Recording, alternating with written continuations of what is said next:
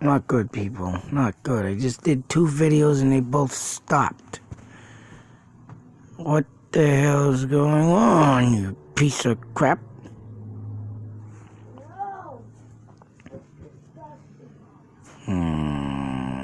This is not good.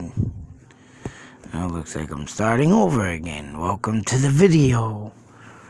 Not good. Well, today I got a couple comments. And we have here Brandon Lawson. Got a couple comments.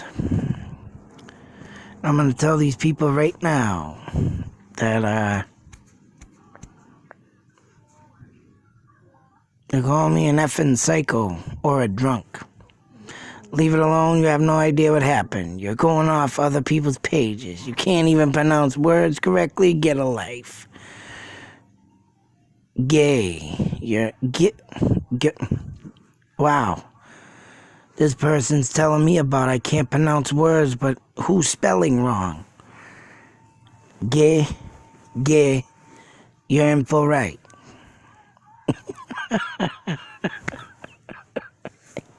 Gay, you're in for right. You people kill me. Who's you people? I'm the only one doing the video. Can't even pronounce the name Bronte. Bront.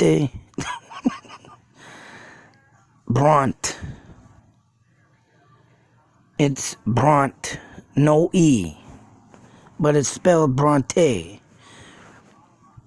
I don't know. If I was his family, I would sue the fuck out of you. Idiots.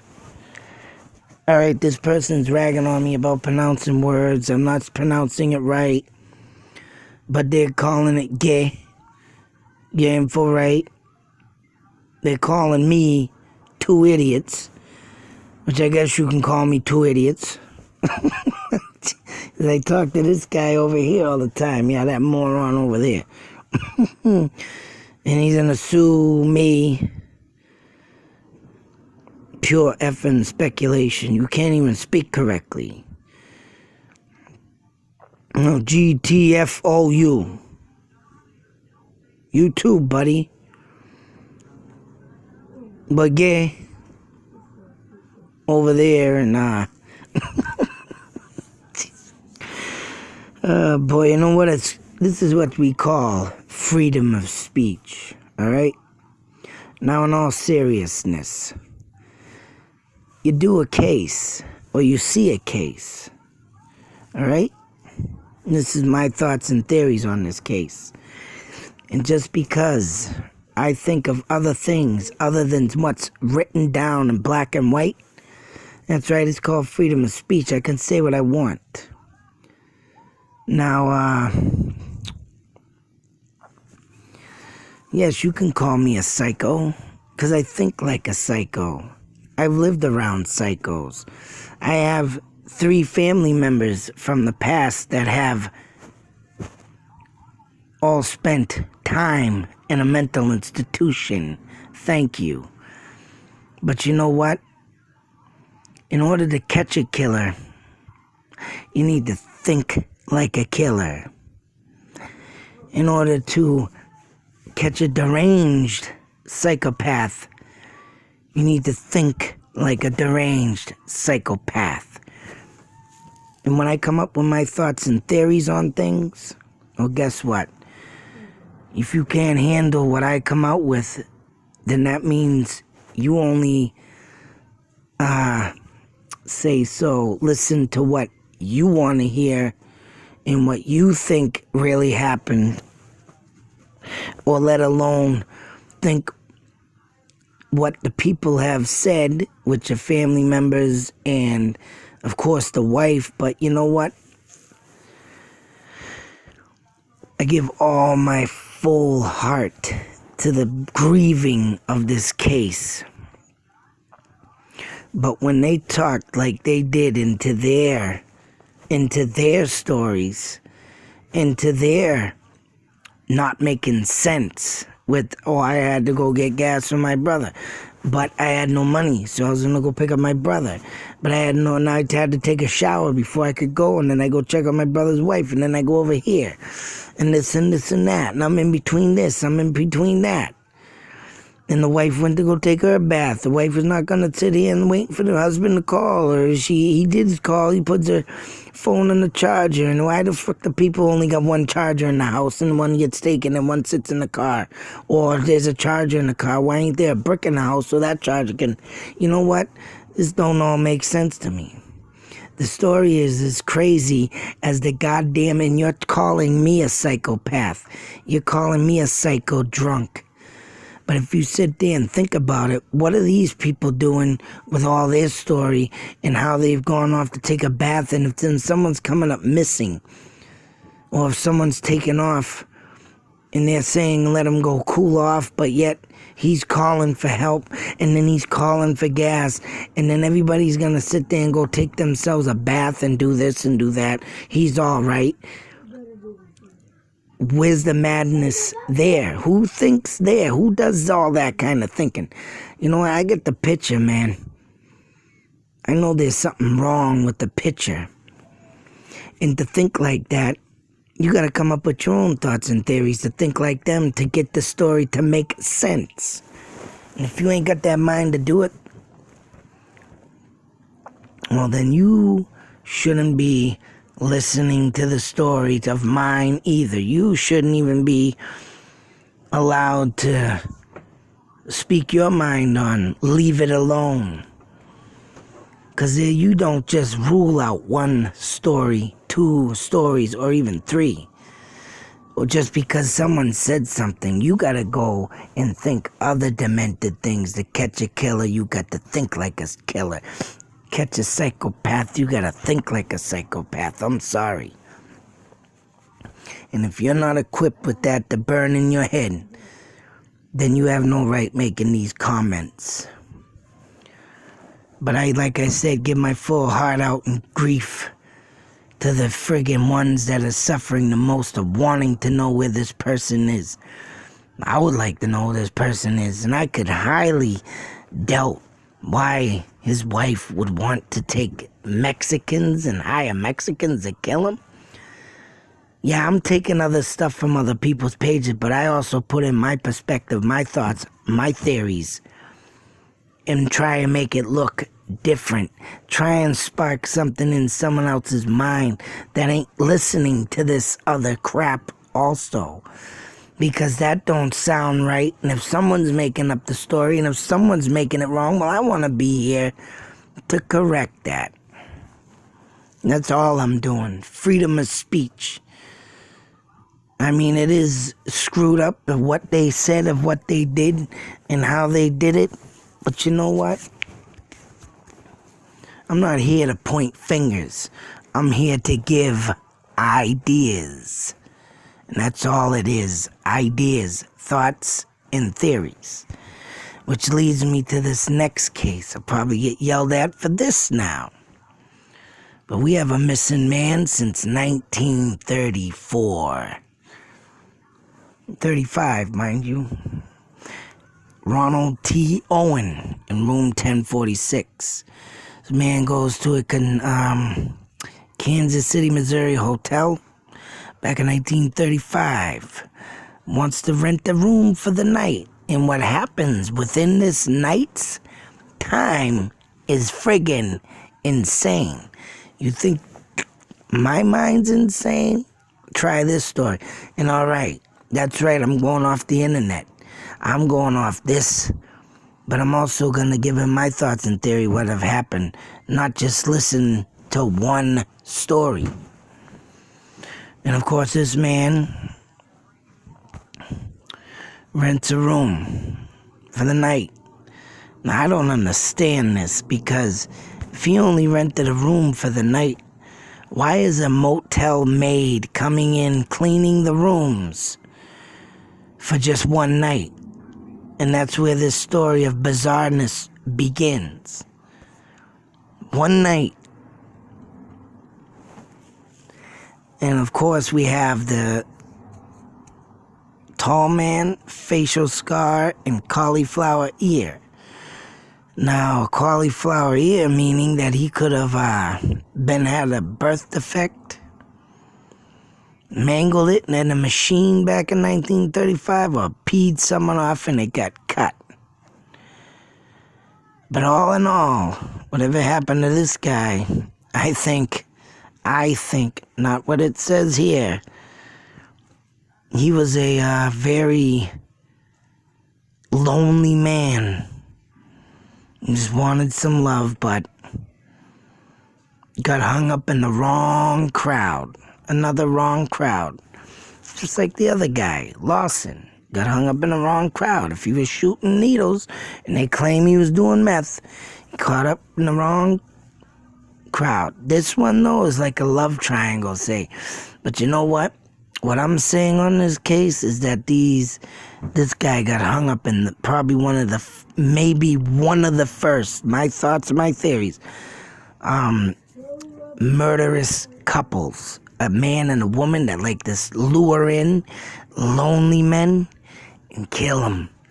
And if they got a birth defect or a defect period on their ear like this guy, cauliflower ear, what kind of woman? And back in the day, that kind of stuff is what led you to mental institutions, deformities. So whatever happened to this kid, I think it's got to do with his deformity. Couldn't find the right woman and just ended up falling in love or getting into a mixed triangle, right, with some couple that you usually take into people like this and kill them. And what would be a perfect example of this man right here? But I'll tell you right now, this Robert T. Owen, that is not even his real name. So I'll tell you something. To say that for a thought and theory, and this guy has alias names, he could have been a con artist, conning people, couples, and conned the wrong people. And why did he get a formed ear of cauliflower? Because he could have got with the wrong people. They sliced it up and diced it. You got to come up with lots of thoughts and theories, people, not just go on but what you read. Because there was a witness, 2 witnesses, 3 witnesses, 2 bellboys, and a maid. But I don't understand why the maid went in at the time of his checking in pretty much throughout the day, and then the next day clean his room again.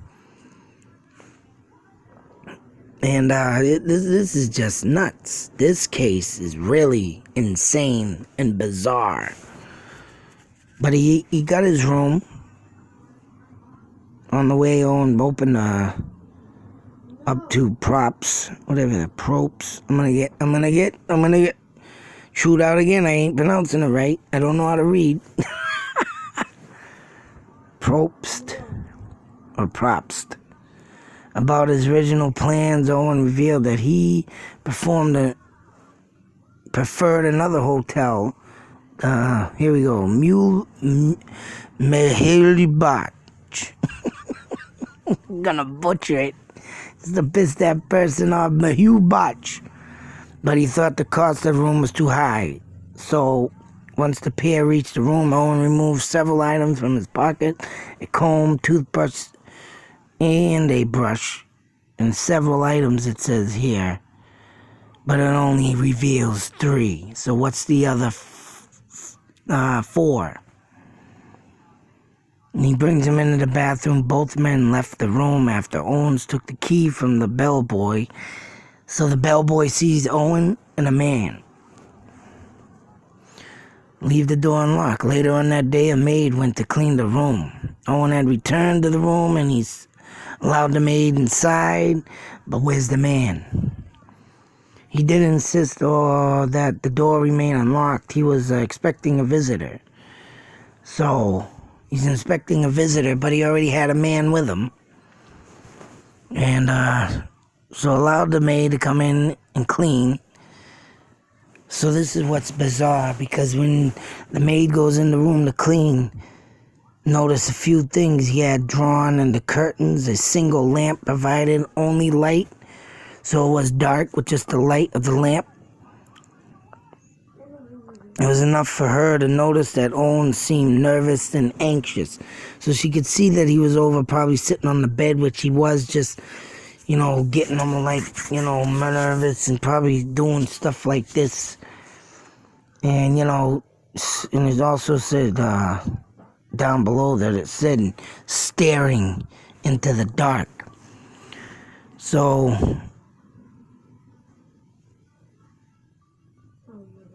goes on to say that before she managed to finish the room, Owen left, but reminded her once again to leave the door unlocked. So yeah, he's all anxious, wants to get out of there now because she's cleaning the room. And so he left, and then when she left at about 4 p.m., the maid returned to the room with a clutch of fresh towels, which I don't know how the maids ran back day, housekeepers they call them now, ran back in the day, but usually they freaking have a cart and they have the towels there already and do it all one whack. But I guess back in the day, they didn't do that. She noticed that Owen had returned to the room during her absence and was laying on the bed fully clothed. Nothing else about the room was different, but there was a note on the table. Someone had handwritten it, read, "Dawn, I will be back in 15 minutes. Wait." So in this time, this man has left to clean the room. He's all nervous. He leaves a note, "Dawn," which it could have been the man that first came in with Owen that the busboy saw. What happened between then, 10:30, between then, so we're going from 4 p.m. all the way up until 10:30 the following morning is uncertain. Once again, the maid came to clean the room, 10:30.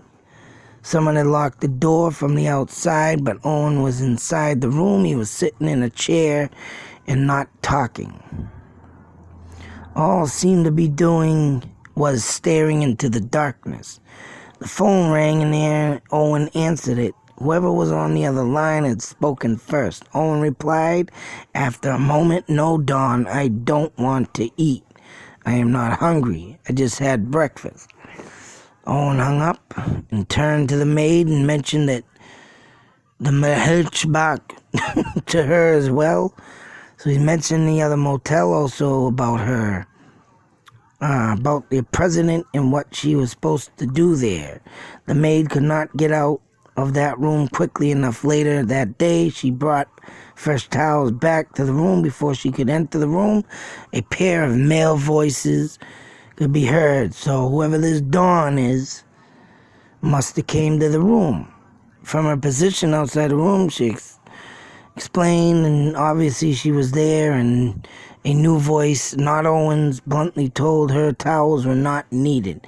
The maid simply left them alone. So whoever's arguing in here with Owen is telling the maid now to stuff him. Scuffle and gasping noise. Sometime after this exchange, a new guest registered with the hotel. Mrs. Jean Owen was not related to Ronald T. Owen. Now get the picture. Now this guy rented a room for the night, but now we're going through into the next day and he hasn't even left yet. He hasn't even checked out. So this other Owen person, but they're not related, was given a room next to his. Several times during the night, Mrs. Owens was disturbed by sounds of an argument. One voice was male, another female. Now a female enters this room, and she assumed it was someone snoring. The nocturnal elevator operator. All right, we got an elevator operator. I meant bellboy last time, and now he's an elevator operator. Messed that up, sorry. Charles Blocher. I'm gonna get handed again. I can't read. Also reported after hours activity. According to the Blocher, there was a party taking place in room 1055 and a familiar woman trying to find room 1026. Blocher saw the same woman several times during the night. Oh, wait a minute. What 1026? What was his room? Was it 10:26? No, 10:46. So, alright. So we got this other woman trying to find this room. During the night, the last time she was in the company of a man at 4 a.m. She finally left the hotel. A man she was seen left about 15 minutes after her, and neither was ever identified. So you must have two other people in here that have that have been in there or entered the party. Probably knew Mr. Owen. Ronald was there. Robert Lane also reported a strange event that happened. So this is into the next night, people. He didn't check out from a one-night stay. 11 p.m. that day, Owen registered a man dressed only in his underwear, flagged down Lane's car. Oh, what the hell was this? Owen registered. Around 11 p.m. the day Owen registered. A man dressed only in his underwear flagged. Oh, this is another thing. Lane's car, thinking it was a taxi. Lane explained that he was just a city worker, but did agree to take the man to a place where he could. Now, this is where it gets freaking out of control. Because, strange event that happened to him while driving down a street. Oh, he's the driver. Around 11 p.m., the day Owen registered. Thinking it was a taxi. Lane explained that he was just a city worker. Why did he say reported and happened to him? Oh, he's a city worker. All right, he's a city worker. And the guy thought he was a taxi, but he agreed to take the man to the place where he get a taxi. Lane did notice a wound on the man's arm and mentioned it. Passengers nodded and swore revenge against someone tomorrow. Whoever this man was, he was less complimentary, and used several expletives to underline his point. So he's swearing up a storm, fucking revenge maybe. So this is the third day, 7 a.m. The phone at room 1046 was off the hook. Telephone operators at the hotel first noticed it. 3 hours later, it was still off the hook. So this guy, to make a story short, he runs upstairs. The phone's off the hook. Knocks on the door. Told to turn on the lights. Knocked another couple of times, but they're still unable to get inside the room. His patients had worn him thin. He believed that the accountant to replace the receiver on the phone. It was an hour and a half later, the operator noticed the phone was still off the hook. So he put it on, told him to put it on. I guess whoever put it on took it back off. This is Owens' room, I guess. So Owens in there doing some freaky shit. So Harold, another bellboy, here's the two bellboys, Harold Pike, was sent to investigate. So the other one was, a counter desk guy, and, here's the bellboy. Took a pass key with him and was forced to use it. Owen was laying on the bed without any clothes on. So he stark naked, people. The telephone stand had been nudged and the phone itself was lying on the floor. Like Prost, before him, the guy before him, whatever the hell name that is. Pike regarded Owen as a drunk and sleeping off a hangover. The phone was replaced and Pike left room within an hour. The phone was reportedly off the hook again. Now, 3 times the phone off the hook, that means someone's been trying to call Mr. Owen here. And he probably tried to answer it, but whatever the hell was wrong with him and he's stark-ass naked, he probably dropping the phone and can't talk. So whatever this man did to him the night before, and the woman, which I'm thinking, right, a couple drugging a man.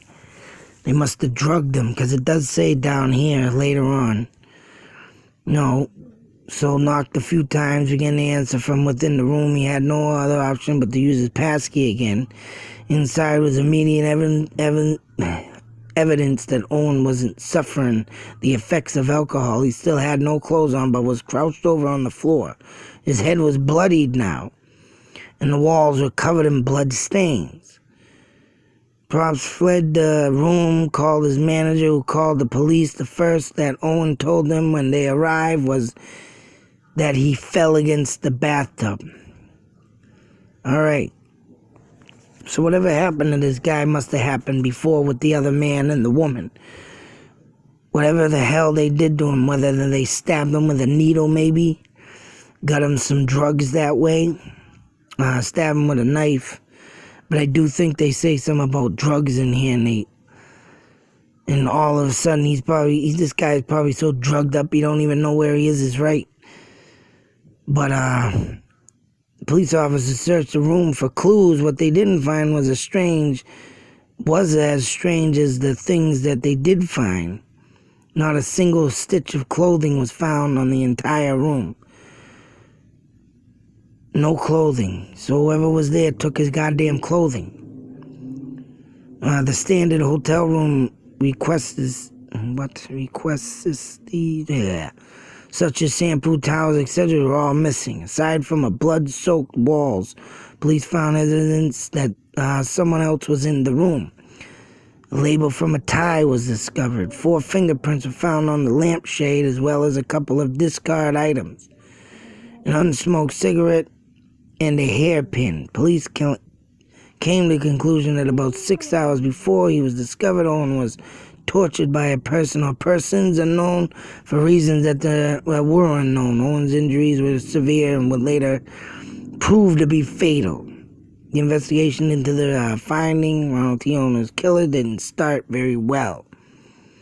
So here's this guy, whatever the hell they did to him, whether they stabbed him, whether they friggin' needled him, and he was sitting there bleeding to death probably. So one woman phoned in a tip that Owen lived in Clinton, Missouri. So here comes some frickin' freaky phone calls. When the corpse was put on the public display, an effort to help identify him, several people came forward and said they knew him. One of these was Robert Lane, who said that this was the man who mistook him for a taxi. So obviously this Owen guy with no clothes on was that's how it came about. I forgot about this.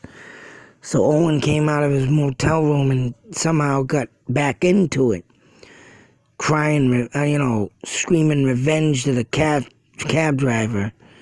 So whoever this man and woman was that I'm thinking, like I say, first couple to try and, do crazy things together in a relationship, or bring a man in, rob him. Maybe he had lots of money, and they robbed his ass. I mean, that's the only thing I can think of. Because if all his clothes and stuff was missing, they didn't want no evidence left behind. And that means Owen was the only one left, and left all this blood and the fingerprints and the taxi guy, or not the taxi guy, but they mistook him for a taxi. I'm gonna get some more heat on these words. But pause this. I had to move the video, folks. But all in all, I mean, this case of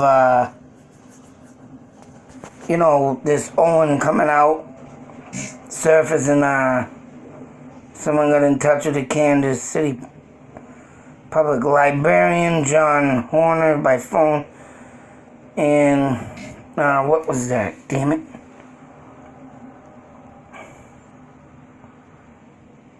Oh, where did I go? Shit. I think oops, I skipped my damn thing.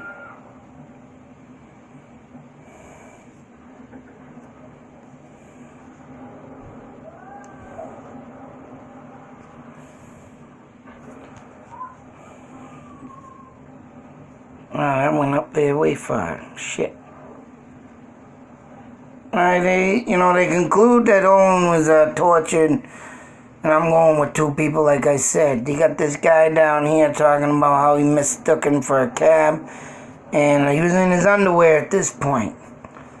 So like I said, my thoughts and theories that this guy, Owen, either was a con artist or got involved with con artists, or let alone a couple that con artist people. It's always something that could be a thought and theory on this. And, yeah, proved to be, so I think after this proved to be fatal that Owen died. Of course. And one woman phoned a tip. He lived in Clinton, Missouri. The guy with the city guy mistaking him for the taxi. Multiple bartenders also stated it was a man that they had seen company of different women. So going further in the case, whether he's a con artist or he's a womanizer, getting messed up with a man's woman, as you can see as the story processes. Police did a couple discoveries thought may have provided a breakthrough in man matching Owens' description at the other hotel, the Mahuli Bach, in St. Regis Hotel. The name used was Eugene Scott, which turned out to be another alias. The staff of the Regis said that the unidentified man accompanied Owen at their hotel. Police looking for Dawn. So this Dawn character, who knows how many people this guy was involved with, and the maid noticing that he used the name, and just after 4 a.m. he could have been a man. And hold on a second. Yeah, boy, interruptions. I'm going too long with this damn. But Dawn, none of them. Just a week after the strange events, January 2nd, a new lead came in. The local wrestling promoter, Tony Bernardi, said that Owen resembled a man that turned up previous December to register for wrestling matches. According to Bernardi, Owen used the name Cecil Warner. What is a Cecil Motel? Move on. The deceased, without knowing Owen's true name, there was little hope of ever finding his killer. The best scenario that fit the facts that they knew them, the hairpin found linked the argument overheard by Mrs. Owen, which could have linked to the second man telling the maid not to bother the towels. This would indicate some sort of love triangle. So yes, and here's another sketch of Ronald T. Owen. And as you can see here, that he does kind of look like resemble a man to me. That would be looking like any kind of con artist, womanizing person. That back in the day, man, these people existed very heavily, I think. And the anonymous phone call, the man that never identified himself was answering by her at the funeral home. And it goes on to even be more bizarre because someone calls and claims to be Owen's brother-in-law. And this is even more friggin' bizarre because someone pays for the funeral, for the service with no return address. The funeral took place the Memorial Park Cemetery, and all mourners were investigating officers. The additional funds were anonymously sent to a local florist with a card, so that someone sent money to Louise the victim of the bizarre murder. Intended details might have been buried along with him.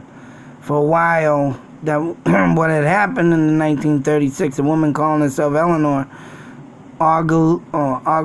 Ogletree read the magazine American Weekly regarding the account in the magazine. It occurred to her that the image of Ronald T. Owen published in the article strongly resembled a missing brother. Now you're going to pronounce that name. Artemis. The last name Artemis was seen when he left home, Birmingham, Alabama, 1934. Said that he wanted to see the country. And I think he had more dark secrets in that man than just wanting to see the country. So who was Artemis Ogletree? Approximately a year after he left, the intentional letter of 3 arrived through the post. So letters, someone had briefly typed each missive in suspicion of Eleanor's mother, Ruby. As far as Ruby was aware, Artemis, I'm killing these words, people, I'm gonna get yelled at, didn't know how to type. Several months after the final letter arrived, which stated that it was sailing to Europe, a man calling himself Jordan phoned the family. Jordan provided an update on Artemis. It said his life was saved by the missing son and that he had married a woman in Cairo. When Ruby was shown a photo of Owens, she recognized him as her missing son at the time. He was only 17 years of age, mind you. And this just goes on what was in the box. And what was in the box that was sent to the, I guess this was sent to the funeral.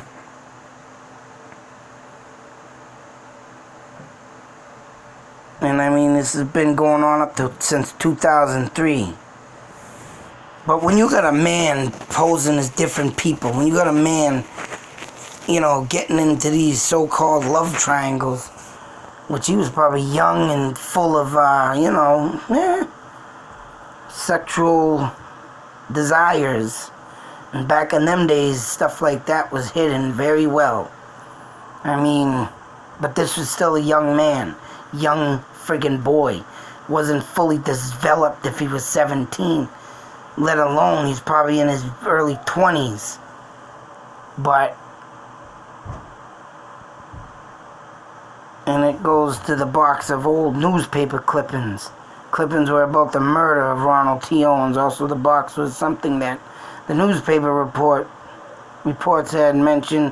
The caller refused to say what this something was.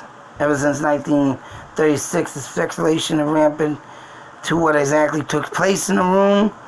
The honest truth is that there is very little in the way of evidence to support any of the prevailing theories. It could be a professional hit, but on possible teenager, it might well be love triangle that went wrong. Maybe that's why it was Owen hit the bathtub. So I mean, yeah, there's a lot of things you can go on with this damn case. If anyone wants to read it, check it out. And I forgot why this came up, but something I looked into, this came up, so I wanted to check it out anyways. And it was friggin' crazy. I think someone mentioned it into another video, but so I went into it, and I'm glad I covered it, because this is one demented case. And these people want to call me psycho, and people want to call me psycho, but look at this case. Other people out there to be psycho, and just like I said, you want to catch a killer or a psycho, you got to think like them, and to think like this, but I wonder why you think someone's a psycho when they're talking like this, because this whole story just blows your mind, just like the other story blows your mind. Here you got a man calling for help, and he's in the middle of this, and he's getting pushed around, he's getting shot because shots heard, and bang, bang, bang, and the people telling these stories, and how you gonna friggin', oh my God. This is enough to drive people mad, and about some investigators do go mad. But stories that need to be said, stories that need to be remembered, and that's why I do this. Till the next story, be safe, take care, and always beware. You could be this person here and just happen to be in the wrong place at the wrong time. Out.